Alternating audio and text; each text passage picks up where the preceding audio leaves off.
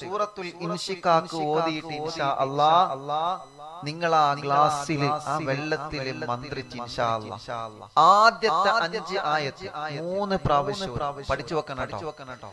ഗർഭത്തിൽ വളരുന്ന കുഞ്ഞിന് എന്തെങ്കിലും പ്രശ്നങ്ങൾ ഡോക്ടർമാർ പറഞ്ഞാൽ ഒന്നിരിക്കെ നിങ്ങൾ, അതല്ലെങ്കിൽ നിങ്ങളെ മരുമകള്, അതല്ലെങ്കിൽ നിങ്ങളെ മോള്, നിങ്ങളെ അയൽവാസികളിലോ നമ്മുടെ അറിവിനിലാവിന്റെ കുടുംബത്തിലോ ഏതെങ്കിലും ഒരു സഹോദരിയോട് നിന്റെ മോള്, നിന്റെ വയറ്റിൽ വളരുന്ന കുഞ്ഞിന്റെ കിടപ്പ് ശരിയല്ല, അല്ലാഹ് അപ്പോത്തിന് നമ്മൾ പേടിച്ചു. അങ്ങനെ പേടിക്കരുത്.